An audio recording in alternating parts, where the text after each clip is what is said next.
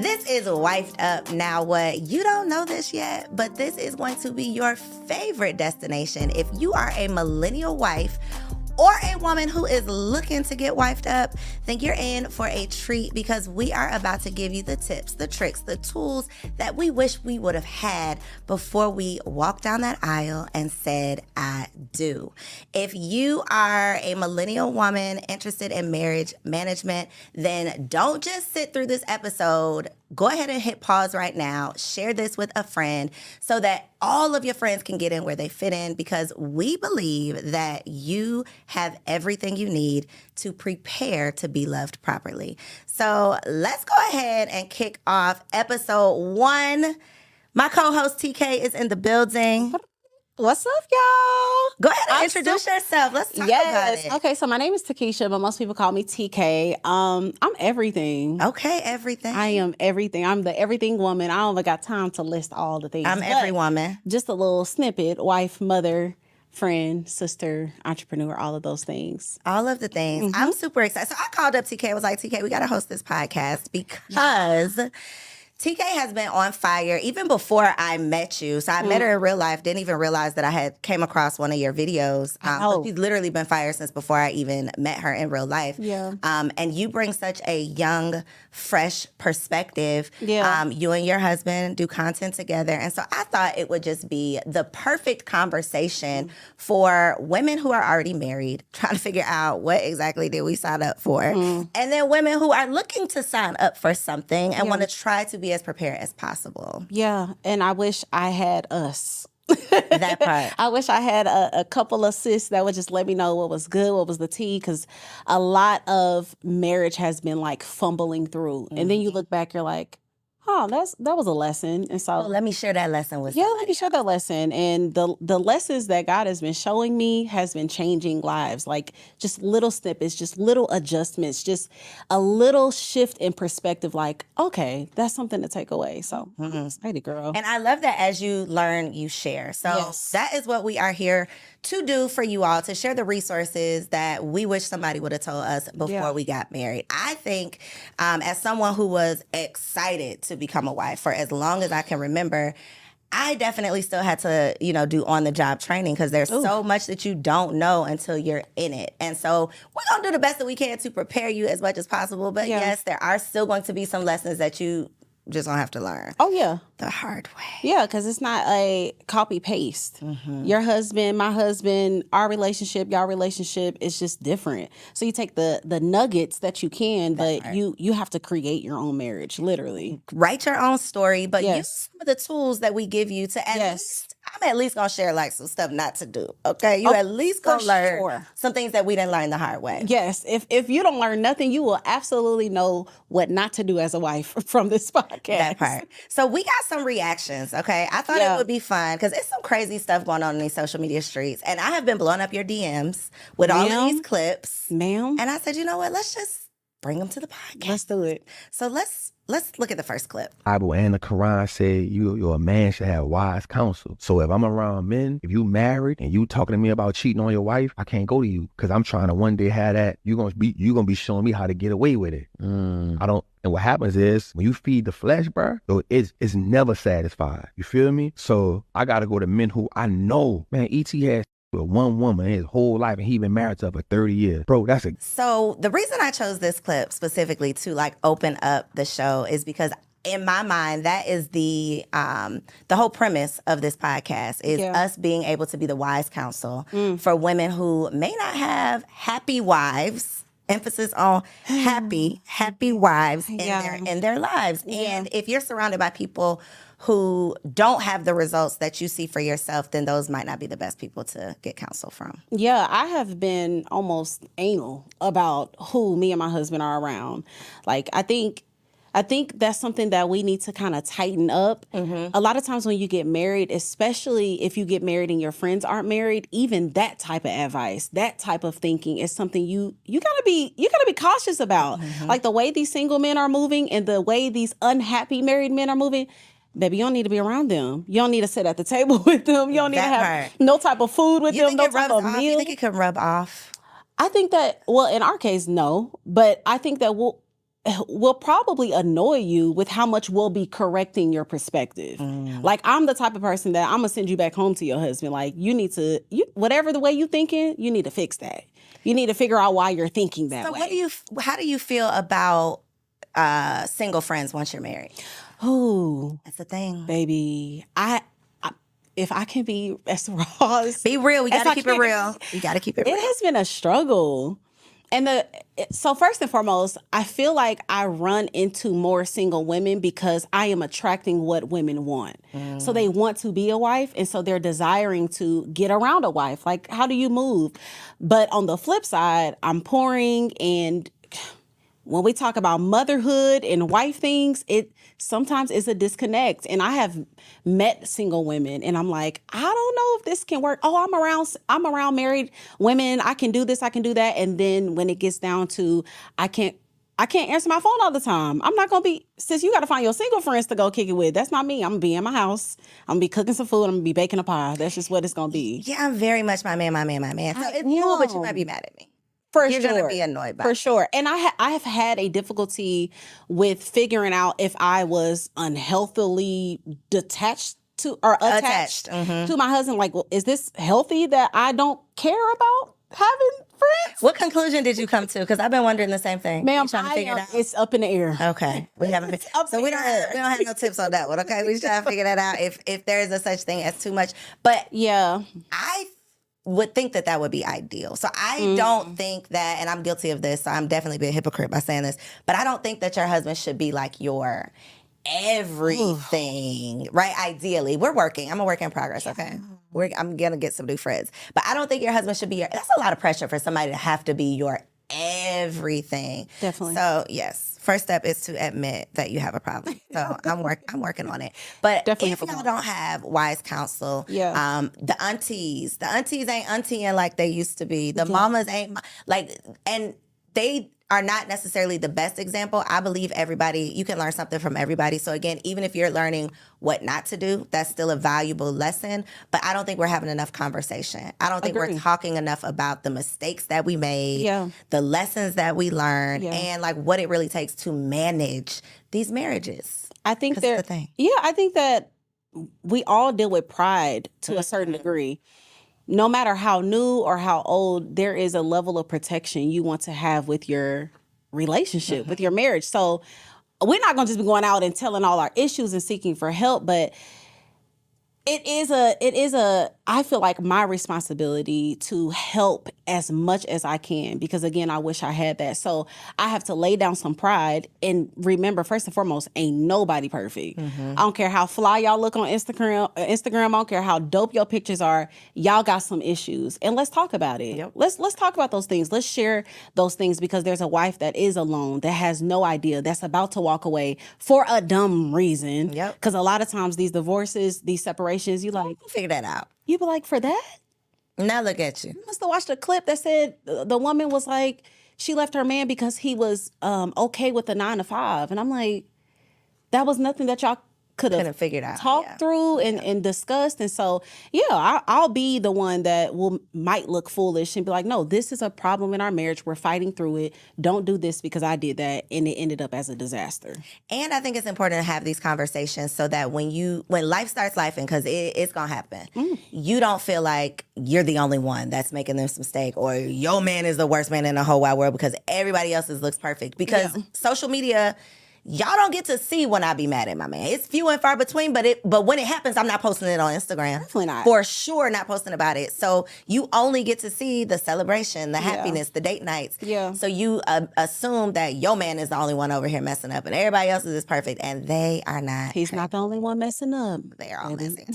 They're all messing up. And typically in the same areas too. Yeah. Most times in the same That's areas. why these conversations are important, though, because then you can start to piece it together and be like, well, wait a minute, yours doing that too? Yeah. Wait a minute. Yeah. So I'm not crazy. Yeah. This is the thing. For sure. This is the thing. Okay, we got another clip. Let's take a look. Some advice for some single ladies. I want to get your perspective.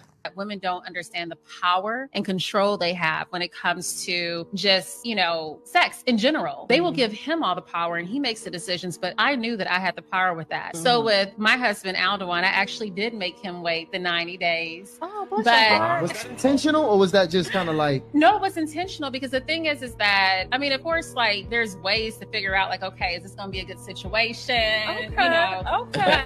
But no, it's, for me, I wanted to make sure that he was invested in the relationship. And I also, the other thing about the timing is it's hard for men to fake the fuck for 90 days. Oh yeah. Women can play a role. I can be someone else that you don't even know that I am for 90 days. For men, typically men will break at the 60 to 70 day point. Yeah. And so the timing for me was important. It was like an interviewing process to make sure that he was really into me. 90-day rule. So for somebody watching this who is a wife to be, a wife in waiting, right? She's not married yet. She's single. She's out here in these streets trying to figure it out. She is seeking marriage. What's your advice as far as the 90-day rule? Baby, do it. One thing that I think intimacy, first and foremost, I think that we are in a culture of intimacy turning into this casual affair. Like we've grown into media, music, all of our culture, especially as Black people, where there's like, we're having fun, we're being free, we're just kicking it.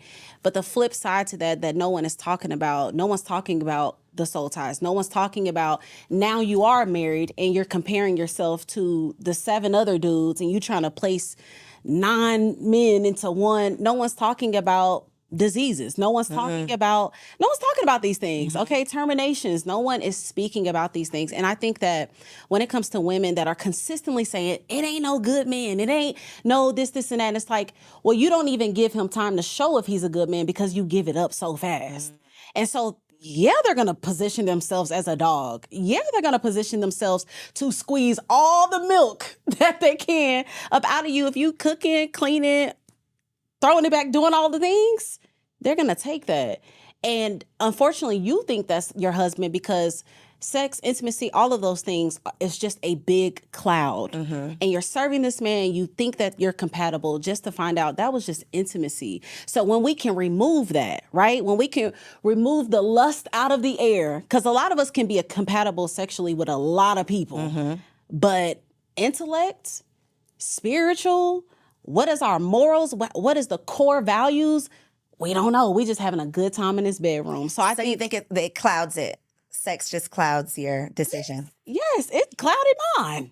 I woke up and was intimate with my husband and got pregnant. I'm like, wait a minute, who are you again? We can talk about a lot of So things. you're speaking from experience. I am speaking from, I'm talking about the gutter of the experience. Being intimate with my husband. We got pregnant immediately the first time. So it was like, what is this? What's happening? And I learned him along the way. I remember the 3rd year in our marriage almost separating because we had such far views politically. And it's like, why you didn't talk about that? Oh, because sex makes you feel like you're compatible. So you forget to speak on something. So yes, I think there is a certain level of control that a woman can have by withholding it, for sure. So what would you say to somebody who's like, but TK, it worked out for you. You got pregnant the first time, but y'all have been married for how long? 7 years. So what are we even talking about? Why should I have to wait 90 days? Well, Somebody under this video is going to say, but TK, you got married. He married you though, TK, so why should I wait? yeah, I actually get that all the time. This is something that I preach left and right, up and down. Wait. But you got a good man, but but 4 years of this 7 has been hell. 4 years of the 7 was chaotic. It was war zone. A lot of times, like, again, who are you? What is this? Why are we together? What's the mission? What's the purpose? So a lot of things that should have been done on the front end is now being done on the back end. We didn't get to enjoy honeymoon. We didn't get to enjoy the bliss and the romance because we're just trying to get out of war zone. But if you do it that way, we can enjoy this slow walk. And then on the flip side of that, even thinking when you do withhold, say you're dating someone and you're vibing with this dude and y'all getting to know each other and you don't have sex with him, the way that you're able to walk away and it be good, there's no soul tie. It's like, we had a good time. He took me out on a few days. I didn't lose nothing. I didn't lose nothing. But a lot of us are holding on to something that was temporary, making it permanent because of sex. And it was like, that was just supposed to be couple of days. That was just a season. I think the important note that I want to make is probability versus possibility. So is it possible that we can sleep together on the first day, and yes, there is a chance in hell that he might marry you? Yes, it is possible. What's the probability of that thing, though? It's probably not going to happen. So it's possible, but it's probably not going to happen. And I think being able to speak from experience is so important. So I agree and disagree, which is what y'all are here for, right? All of the perspectives. I agree on waiting. I don't necessarily agree on like a 90-day thing. Yeah. Because I think when you, and it worked for your girl, obviously, but I think when you have like this calculated, everything has to happen this way, you're like setting yourself up for disappointment. And he can pretend. She said he can't pretend for nothing. I think that people can pretend if you are literally telling them exactly what you want, what you don't want. You're literally giving them the blueprint to play in your face. Yeah. So I think just being smart about it. And my rule, I guess if I had one, would be not having sex before you're ready. So whatever you being ready looks like, but not because you want to impress him, not because you think he'll stick around longer, not because he might answer the phone a few more times if you give it up sooner, not for any of those silly reasons that we've all had sex with men thinking that this is going to lead to something that it don't. Yeah. So until you feel ready and you feel like you can walk away without feeling like you lost something, then I say don't do it. Agree. If you're going to feel like you got played, it's too soon. Yeah, for sure. Yeah, because it's a lot of us that got a lot of pieces around the world. Just pieces of ourselves. And then you get married and you're having to like try to piece yourself back, grab it all back, and you didn't have to. Like and I was gonna actually say that. I'm like, is she telling them I'm waiting up for 90? Like, right, like is it like I done got a calendar, let's check it off together? I don't know how that works. Is there like maybe she didn't really mean 90 and she just meant like she made him wait. Maybe. I would hope it's not saying like telling every man, because it's a whole lot of actors. It is. It's a lot. And we give them the script is the thing. We give them the script and say, this is how you play me. Yes. And then we get mad. This is how you play me and play in my face. Here you go. And then I'm mad when you do exactly what I said. This is how you play me. So where people are meeting spouses, because somebody watching this, again, we're here for the wives and the wives to be. So somebody watching this wants to know like how to meet a husband. So your girl did some research. Okay. And I have the top places that people meet a spouse, and then I want you to share where you met your spouse, because I don't think it's one of these places. Definitely not. So dating apps are pretty popular. Did you ever do a dating app? No, I was too young. I don't think there was dating apps. No, not back then. In 2000. You are pretty young. Okay, I'll answer the question. So I did some dating apps in my day. Well, actually only Tinder, I think. I did Tinder. That's a dating and app? maybe plenty of it. I thought that was a screwing app. Okay. Well, I was not screwing on it. I was dating. It was a dating app for me. Now, I don't know what other people are doing on that. Yeah, I think it turned into that, sis. I was about to say, I was on Tinder back in like 2016, 2017. Oh, yeah. So this was like the beginning. Yeah, that probably actually was dating. Became what it is now. I don't know what it is now. Yeah. So it's a different world out there. But apparently people are still meeting on dating apps. Mutual friends. So somebody introduces you, sets you up on a blind date, school or work, and then at the bar, which was kind of surprising. Even though I definitely met my husband in the club, y'all. I know, you told me that. In the club, I found love in the club. Okay. I met single ladies. Let me give y'all a little bit of hope. Come here. Your girl met a single, childless doctor who does not have sex with men. In the city of Atlanta. So for anybody who's been telling you or convincing yourself that there's no straight men, it ain't no straight men, they got kids, all of the things, it's not true. Those are all limiting beliefs that you have been telling yourself. So stop lying to yourself. Get out your own way. It's possible. Okay, let's get into this wife 101 though. Okay. Are you still cracking up because I'm at my final club? It was that's straight part. Like, I hope he is, but he is not having sex with men. Because I people know. be playing with the straight, I didn't gay, know all the titles. I did not know. So let's be clear. Did what I not know. When I moved to Atlanta, I was like, what is this? oh, I mean, football looking. I'm like, oh, the wife and the boyfriend. Wife and the boyfriend. If you're, side note, single ladies, I got plenty of side notes for single ladies. If you move to the city of Atlanta, one of your first stops should be Bulldogs. Let me tell you why. Bulldogs is a very popular gay club here in Atlanta.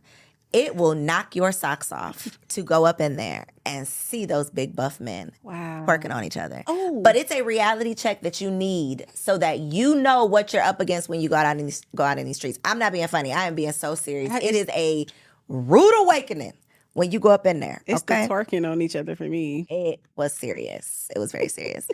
Okay, so let's get into it. I think we both put together like our top tips, things I wish people would have shared with me. Yeah. Probably some reality checks. So we're going to share with y'all. This is going to be more like a pod class. Okay, so get your notebook out, get ready to take some notes, and then go back and actually apply this. Yeah. Okay. So what you got, TK? Oh, me first. Boom. All right. Emotional. Oh my gosh. Okay. We got to talk about emotional stability when it comes to marriage.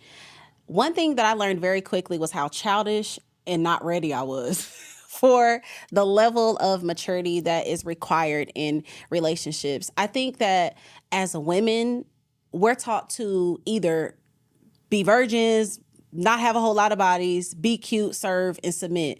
But no one is talking about emotional stability, emotional maturity, to be able to have a conversation with your man, and sometimes he be dead wrong, control those emotions, be able to give loving feedback, right? Or whatever type of conversation that you're having, to give grace with it.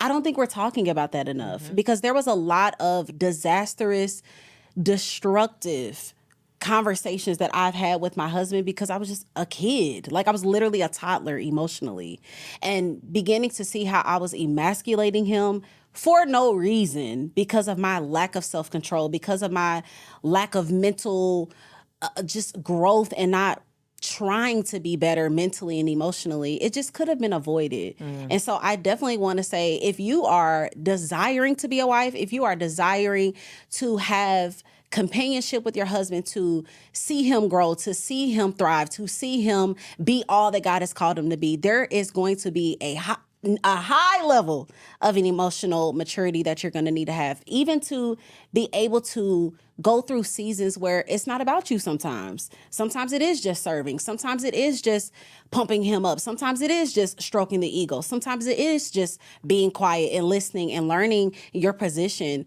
And that takes I feel like a high level of emotional maturity. And it's not talked about enough. So what changed? Oof. What is one tip or one piece of advice that you can share for someone who's where you used to be? Yeah. Don't mess around and lose a good man because you're a toddler in your emotions. And practical advice that I would give to just growing in your emotional maturity, stability, right? Being grounded emotionally. It's like just as much as you fight to be cute, to be a boss chick, to be whatever, fight to be a peacemaker. Fight to be a person that can go in a room and stabilize it. Fight to be the nurturer that you are. You're a nurturer. And that's something that, even though I believe that we're created to be that way, it's still a learned skill. It's still something you have to wake up and be intentional about. So practically going out of your way, reading those books, watching those YouTubes. I remember a moment that I had with my husband, and we were in the house and I could see in his eyes, I'm like, oh, he's about to leave me. This is a wrap. Like, he's gone. He's tired of me emasculating him. He's tired of my inability to just shut up and like hear his point and not cut him off. And when I saw that look in his eyes, I said, wait a minute. You two, it's a woman that will hop over me to get to you. Let me get this together. And so practically just literally getting up and, okay, why am I this way? Oh, I saw my mama do this. Okay, let me break this generational thing. Let me get my prayer bag. Let me start watching some YouTube, some older women that went through this. How did they navigate being able to grow in their emotions? And so practically, like, just be aggressive about your emotional maturity. So emasculating, what that look like? Oh, Jesus. Give us an example. Yeah, I feel like emasculating can be a few things. For me, in my situation, it was literally ripping parts of his manhood. What's parts of his manhood? The most in my marriage valuable thing to my husband is his leadership. And so I don't know if y'all know anything about personality types or anything like that. I am decisive. I am what some people will call an alpha. I ain't placing that on myself. I'm just a chosen woman of God. But I have a way of where I'm very, and that's how I communicate. And with my husband, he's the complete opposite. And so there's been times that I've communicated with him and it ripped at that leadership. It ripped at the part of him that he was created to do, which was to lead me, which was to protect me. And even in the moments that he was wrong, there was just ways that I could have went about it differently. And I've been learning grace, but leadership was one. Another part of even insecurities that I know that he has, calling them out. And we call them, what do we call them? I think we call them shots, almost like shooting at each other. Like you know what that is. Mm-hmm. I've shared that insecurity. Below the belt. Mm-hmm. Below the belt. You I have a way of feeling about that, and I had baby no way of feeling about going right below that belt. You gonna feel this, you gonna hear this, and that's just I come from. Oh Lord, I don't want to say this, but I'm here. I come from a line of women that emasculate their husbands, and so it was like in me to do that. Even in moments where I didn't want to, I'm doing it because it's my nature. It's what I see. It's who I am. This is who I am, and I can't do nothing about it. But ripping at the parts of his manhood that makes him the man, the leadership, being able to have vision, being able to be precise, being able to protect me, being able to have space to think, to even calculate, to have a strategy. I ripped at those parts, and I began to see him sink as a man. And so instead of having conversations, he just shut down. He's quiet. He's walking around the house with his shoulders slumped because I've destroyed him with my words. And so, yeah, I had to work years, and I mean still to the day, till this day, it's Big Daddy, you are everything. Oh, you so tall and chocolate. I love the way you walk. You stand like a king. I love that haircut, beard shining. Walk through this room, Daddy. Like, it's all of that because he deserves it, but also because I know I am sowing seeds back into the seeds that I've uprooted by emasculating him. I love the evolution, though. I can't even imagine that to be the case. So what I see on Instagram and what I just know of you, and the way that you speak to your husband, how intentional you are, I love that it's rooted in you didn't learn the lesson. Ooh. You don't want to lose this man, and now you're willing to do, what you need to do to not rectify what you've done, but to learn and move forward. So I love that. Yeah, I have so much to say about this because I think that one thing with women, we don't realize the power that we have with even persuasion in words. And so most of us use that power to emasculate, to get a trick, get him to pay our bills. But you don't know that even the women that run away from like what we call basic men, with the power of persuasion, the power of words, the power of our femininity, the power of our grace, the power of nurturing, we can build that man up. Mm-hmm. And so I've literally experienced an emasculated man that was slumped over in his manhood, now to a man who walks with his shoulders upright, operating in his purpose of God just because I spoke life into him. You ever feel yourself sliding backsliding? I don't. So because I was on the edge. Like I went far, I'm talking about almost losing my marriage. So when you get that, it's almost like getting close to death. Like, oh, I know what You're that not going back like. there again. I will never go back. I love that. And so my first point is directly related to yours, and that is figuring out the issues for a single woman, and even a married woman, figuring out the issues that you feel embarrassed about. And this is for you to do with you, okay? Ain't nobody over there with you. This is you and your notebook, you and the Lord, okay? What are those things that if somebody posted this thing about you on social media, like if somebody told this part of your business, you would be embarrassed about it? If you can start, and it's a journey, it's a process, but start working through those things so that you can get to the point where it's not something you're ashamed of. Yeah. I think that's super important before you partner up with someone, before you commit your life to someone, because marriage requires the ultimate level of transparency. a healthy marriage requires the ultimate level of transparency. Yeah. I don't believe in secrets. I don't, my husband is going to watch this, so I don't think I have anything I'm taking to the grave. I don't think there's anything.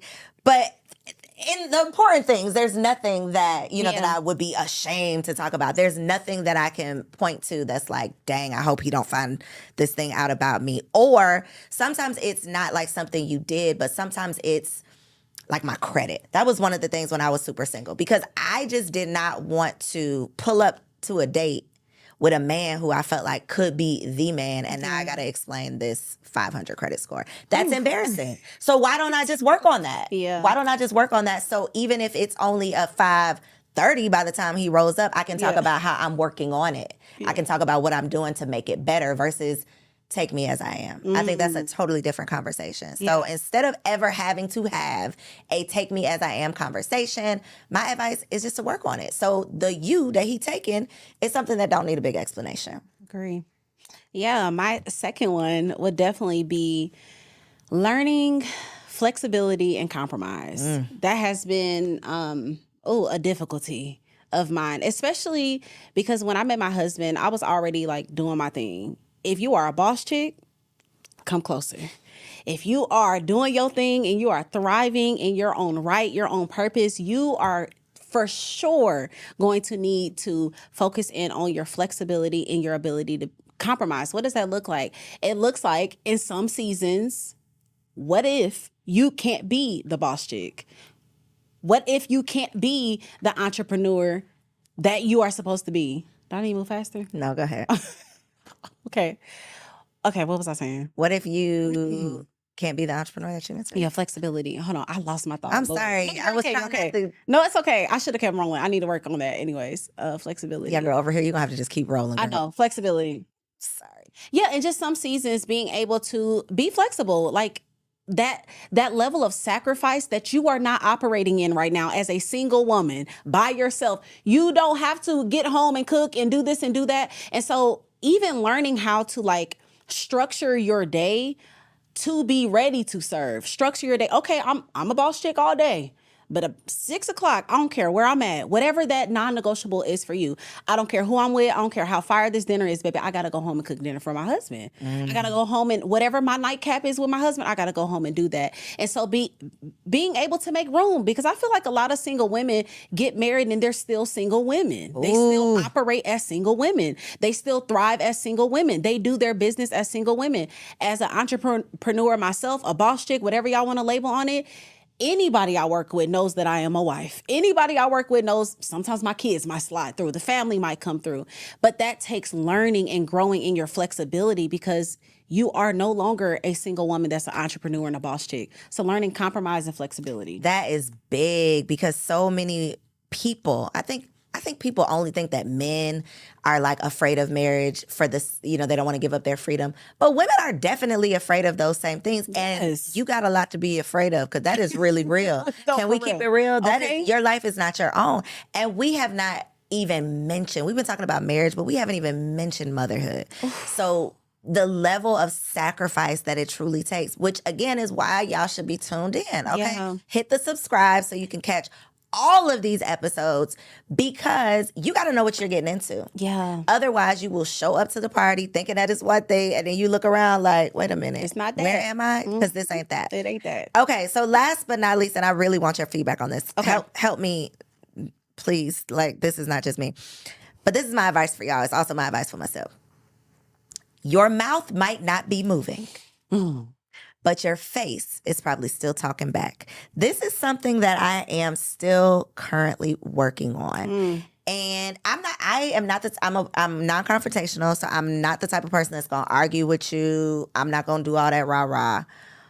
But my face is gonna do that rah-rah, and my face is gonna argue with you. Yeah. And so ladies, I think with communication, we talk about finances being like a leading cause in divorce. Communication is at the root of like almost all of the things.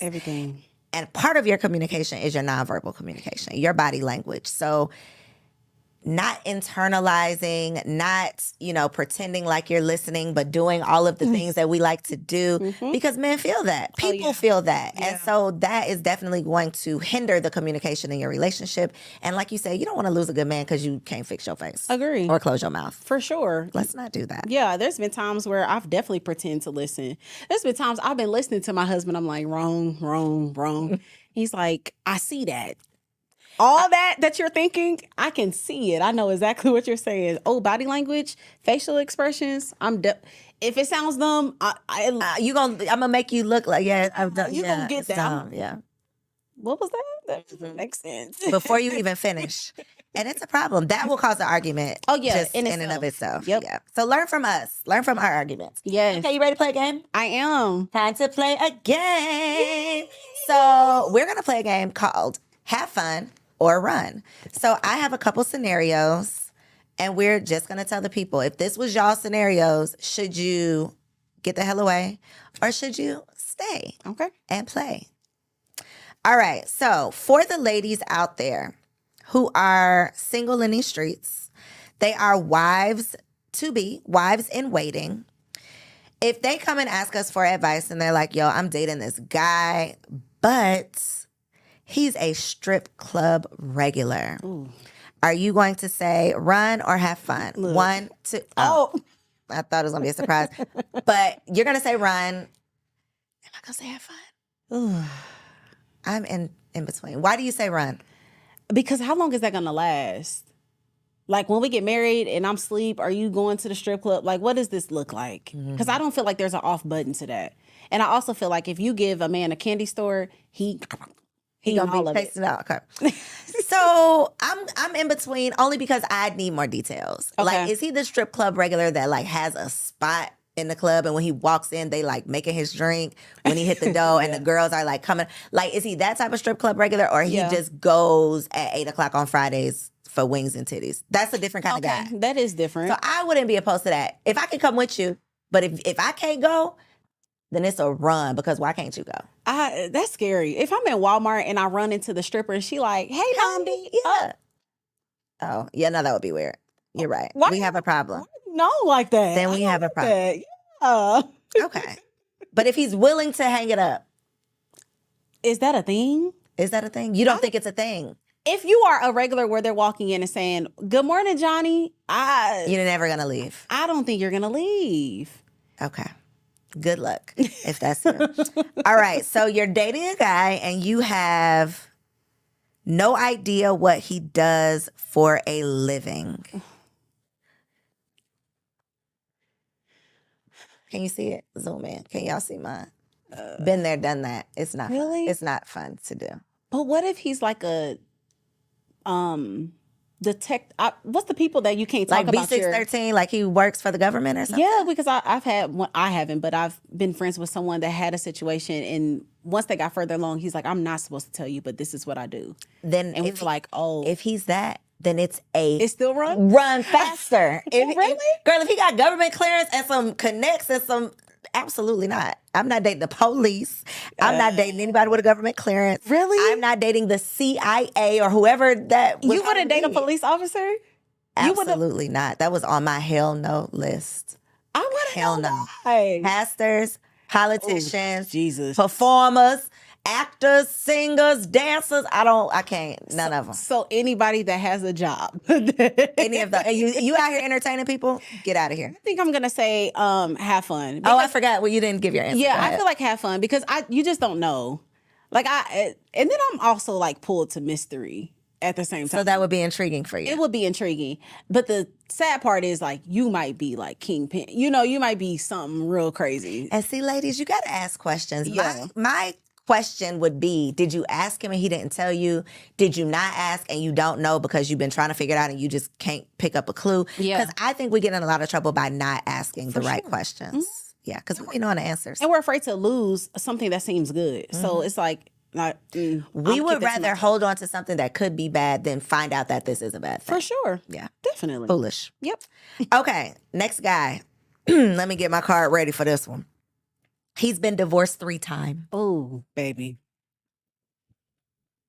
You got to turn into a church fan on that one because No. hell no. Absolutely not. Maybe once. I Yeah. got a good one time. Actually, we're being honest. Okay. My husband had been married prior to Okay. me. And that was actually what was like, oh, I perked up on the date and was like, okay, wait a minute. Now we're talking about something. Yeah. 'Cause I want an experienced man. I want a mature man that has been married and still believes in marriage. So I would not say hell no to 1 divorce, but 3, what the hell is happening? You are absolutely a red flag.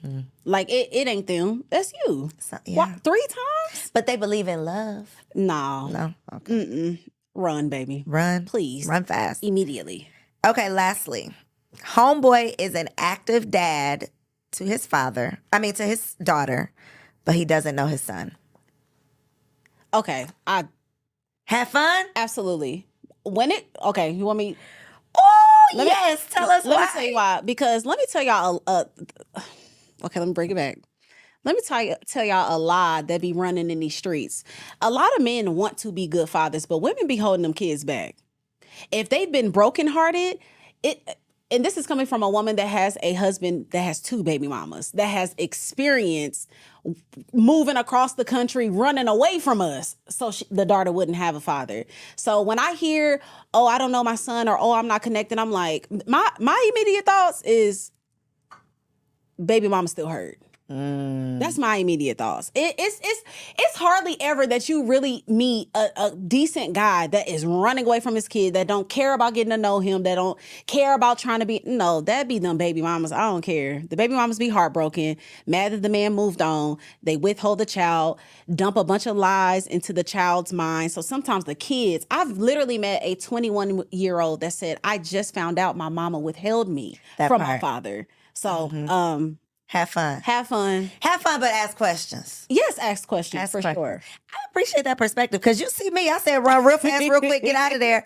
But that is a perspective that we don't often consider. And that's a side of the story that we don't usually get to hear. I mean, we've seen it on movies where, like the kid grows up and they find a box of letters. They daddy been writing them all these years and their mama been saying. So I do, I can consider that is probably a large percentage of what's happening. Baby mamas do better. Okay, so ask questions. For sure. But if he's a true deadbeat, Yeah. never talk to him again. So let's get into our Wifey Keeps It Spicy segment. I'm excited because this wifey is trying to keep it spicy. Okay. So TK has been married for how many years now? I have been married for 7, together for 8. Okay, I have been married for 2 Oh, and a half Yeah. and together for 6. Oh. Right? 6, 20. Yep. Okay. Met in 2017.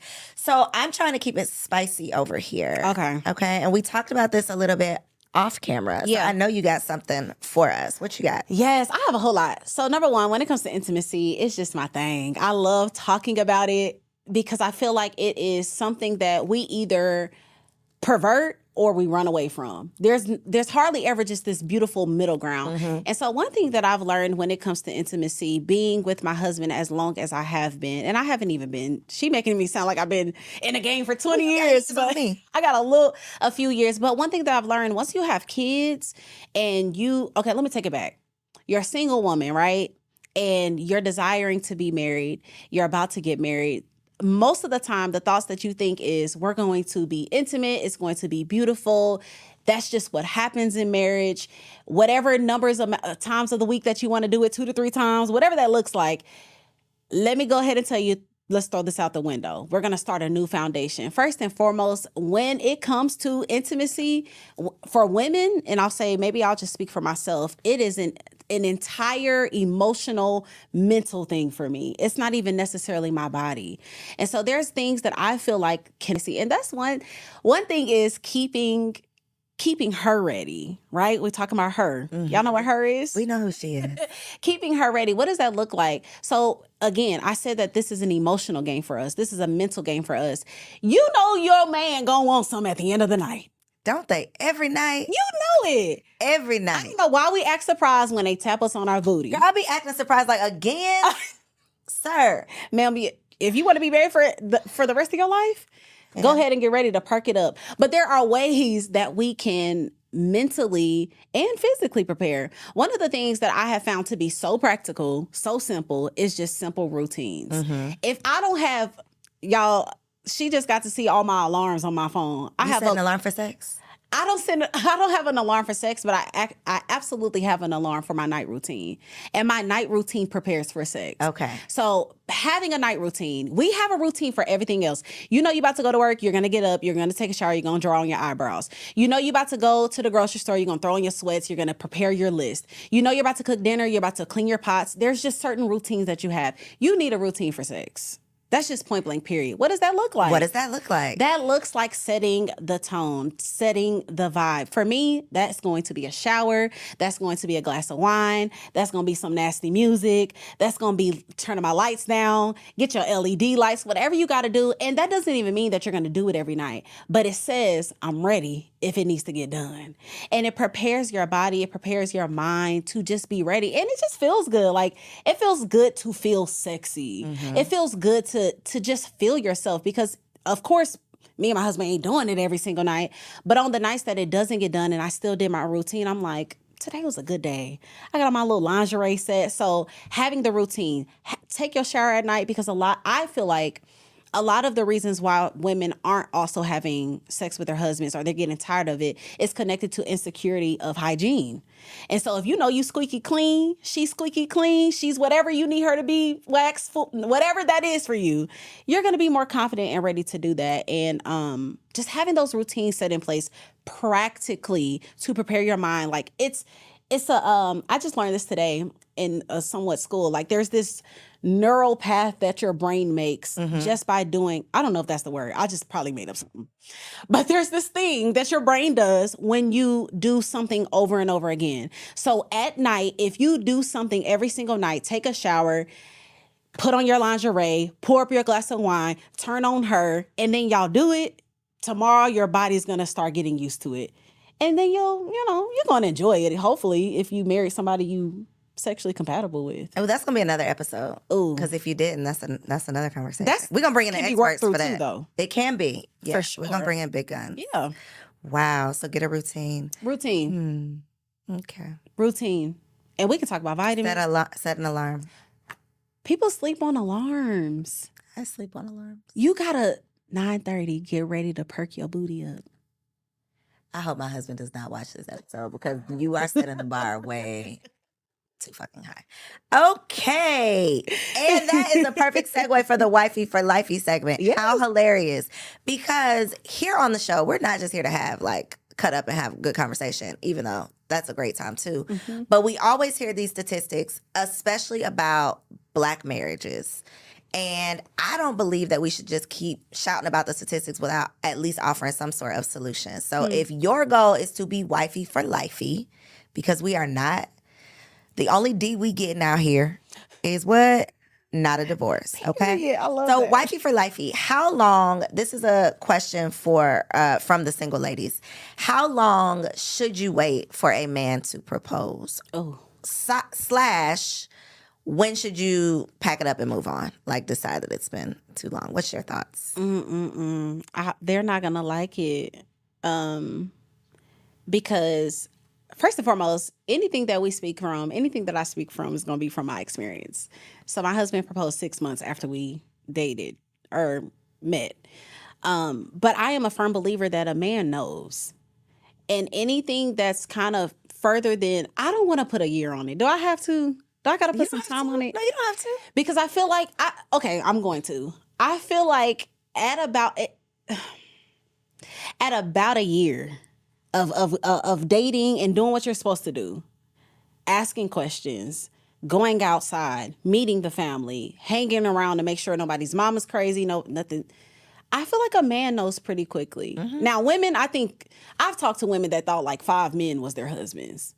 A man, you hardly ever meet a man that thinks that more than maybe 1 or 2 women could be his wife. Mm-hmm. The rest of them, he literally knows. For sure. I'm just playing games with you. I am absolutely playing with you. And so I don't know, if you don't want to be played with, I mean, if your goal is to have a man take you serious, if your goal is courtship, if your goal is to get to marriage, I'm not saying more than a year. Okay, let me say this. More than a year to at least be seriously talking about marriage. Like not even just proposal, but just like, it's time to talk about this. That part. What are we doing? Yeah, so that's what I would say too. It's like, what is the conversation? That would be my question, because I think it's a couple of different things. Usually the conversation it's just a conversation. We talk about marriage. We know that we're progressing. Yeah. We might not have like a date, but we've talked about it. It's a conversation. We both know we're on the same page. Yeah. That's one option. Another option would be, I haven't really asked about it because I'm scared of what you're going to say. You might hurt my feelings, so I'm not going to really bring it up. So it's going to be like 5 years later, and I'm posting in a Facebook group, girls, what should I do? Do y'all think he's serious? Because I simply just didn't want to ask the question. Yeah. So I've let time go. And then y'all know what y'all do. Once you let time go, then you use the fact that you didn't let so much time go that you don't want to start over. Yeah. So it's like, you're trying to improve a problem by making it worse. So that's another scenario. And then the third scenario, I think it's he has a bad reaction to you bringing it up. So you bring it up and then he changes the subject. Or you bring it up and then he makes a joke. Or you bring it up and he deflects. That to me is the biggest, that's the biggest. That's not even a red flag. That's a black flag. It is dead. Yeah. If you bring up marriage and this man laughs at you, pack it up, hang it up, it's over with. And then lastly, I said that was the last one, but I do think another option would be someone who desires marriage. So your man desires marriage, but he has communicated to you that this is not the right time, or he's told you what the right time is. Yeah. So maybe he has different beliefs. Maybe he's planning for something that he believes needs to be checked off the list before he proposes. Yeah. Because men have a set of responsibilities or expectations for themselves that women don't have. We don't have to buy a $10,000 diamond. Like, we don't have to do that. So maybe he needs a little time to figure that out. So I think it's just about the communication. It's like, what is the response? What are we doing here? What are we talking about? Yeah. But you be knowing. Yeah. Is the bottom line. I think you made a great point, which is probably the biggest point of all, is that we don't even ask.